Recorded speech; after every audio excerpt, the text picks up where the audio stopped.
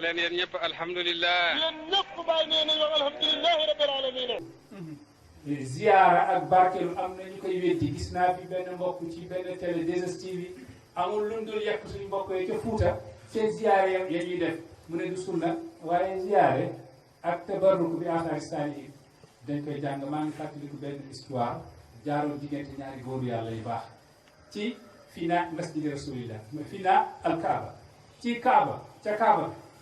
benn góor du Abdurahman Saadi ci ibaadu yi la ci waxaab yi la bokk macha allah Abdurahman Saadi borom xam-xam la waaye day wéddi yu bëri yu bëri yu bëri comme yii nii ziyaare yi nii comme barkeelu yi te moo ngi doon jàngale ci finaalu Kaaba maanaam ci ettu Kaaba gi noonu far yàlla def muy taw bu bëri ba Kaaba gi ci kaw daal di yenu ndox bi daal di walaangaan wàcc ba ci misaabu rahma ndeysaan jullit ñi nekkoon foofu am ñuy ñëw di ronu ndox mi di barkeelu di jël ndox mi di barkeelu di raayu ndax ndox maa ngi taw wàcc ci Kaaba gi ba wàcc ci misaabu rahma ñoo ngi macha allah jël ndox mi di raayu ndekete moom loolu mer na ko ba mënatul toog. am na beneen góor yàlla bu tudd Hassan Nassar suufi la nit yàlla bu baax moo ngi toogoon wetu Hassan kii Abdourahmane Saadi jóg ne ko wax xoolal ñii li ñuy def xoolal lu bon lii ñuy def nii lii loo ci wax ndeysaan kooku nitu yàlla ku teey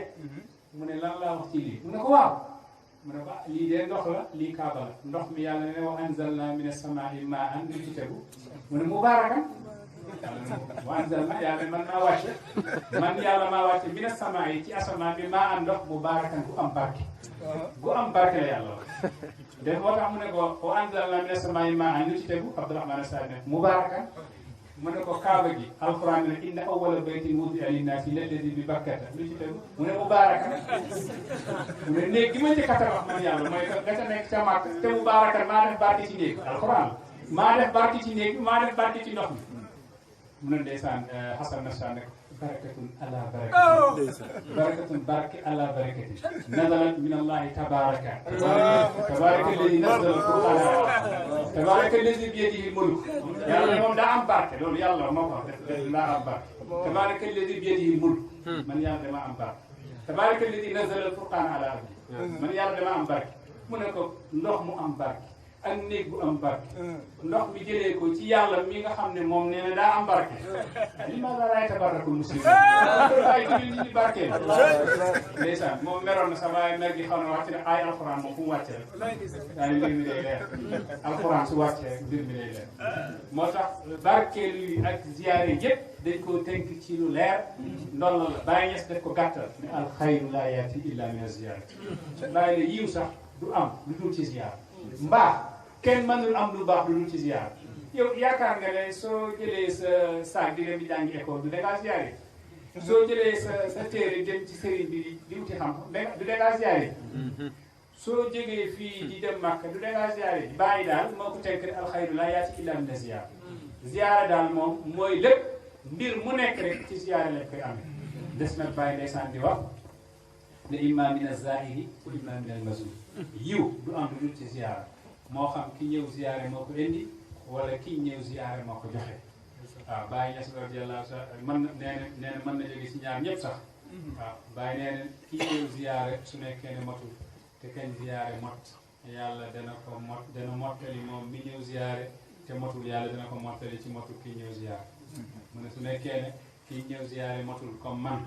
te ñi ñëw ziyaare nii mot lool comme yéen